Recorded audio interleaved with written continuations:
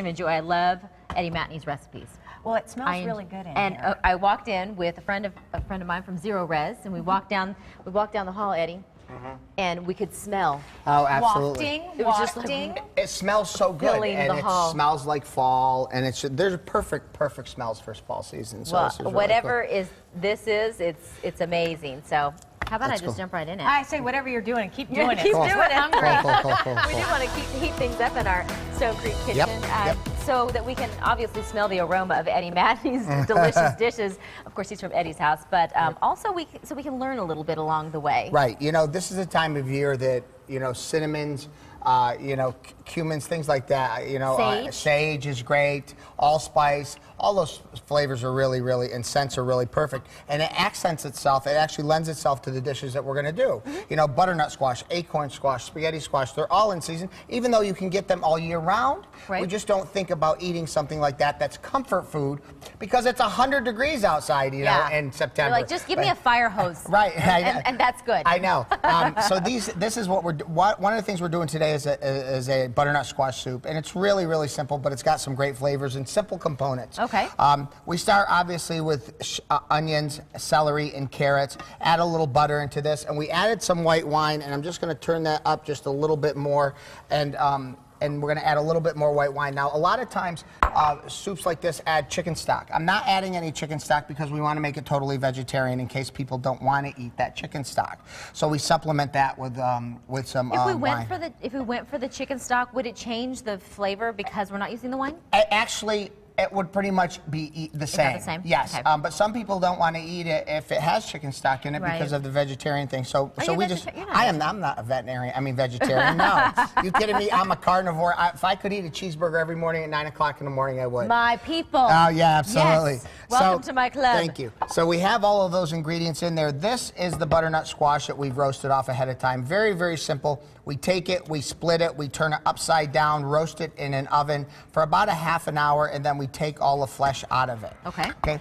it's actually good on its own, just like that. Has some great flavors, but we're going to take this and mix the myriad of flavors that we have in there, a little bit of cinnamon, and a little bit of allspice. Now, some people don't use allspice a lot. They use it in baking, but it adds a wonderful flavor and a lot of depth to a lot of the things that we do. I'm going to even turn this thing up a little bit more.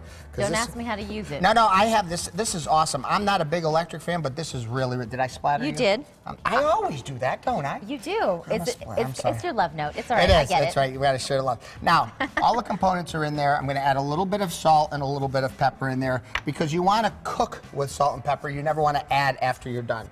And over here, I've sort of cheated a little bit, and now be careful of this because I don't want to splatter. This is heavy cream. Okay. And the reason why I heated the heavy cream up was because we didn't have time for it to slowly come up in temperature. So for our at-home chefs, walk us through what you did with that while you continue to stir. Okay, I just shallots and garlic. With the cream. I just put the cream on the stove ahead of time and got it hot. So if we were in a hurry, say, and we only had 15 minutes, I would heat the cream up separately, so when I added it to the hot mixture, it would become hot all of a sudden. Gotcha. And all of these flavors together, and you really don't need to add anything else to there. If you want, you could add a few things of butter in there just to swirl it. Now that it's done, I have my little magic wand. Now I really am stepping away. Now I know. Step away from the man with the wand. And this is, we're just going to take it and we're going to blend it, and this way you don't have to put it in a blender. And you can serve it right away. If you want to serve it chunky, you could serve it chunky. I don't have a problem with it. But if you want to just keep blending, I'm more of a blended girl. See, I think that's awesome. But then I'm going to keep blending and blending and blending. And if I want to add a little more liquid to it, I might add a little more wine. Now, I have to let the wine cook out. I was going to say, you're going to just a little bit longer.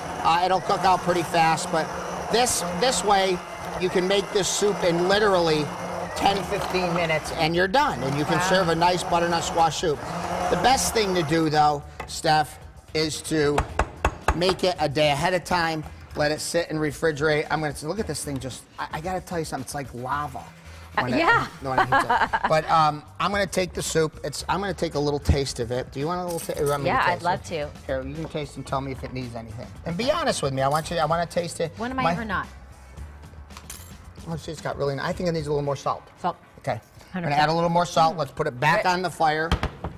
Can you taste the cinnamon and the allspice? It's not a super sweet, No. but it's savory. It's savory. Yeah. It's rich. It's Yep. it's definitely heavy. It feels heavy on the palate. Right, but if you want to add a little light cream, you can add a little light cream to it. But we're going to take it and just put it down into a bowl like that. I like it. It really, with a piece of crostini or something, I think you'll be fine. And what I like to do is take a few toasted seeds. Yeah, toasted sesame seeds on top of there. It actually works pretty good. Let me take a little bit of cracked pepper and put it on top of it. Perfection. So, yeah, that's Chef awesome. Eddie, perfection. Thank you. Terry looks really good, and it tastes even better. I know. I'm sure there's an extra perfect. spoon.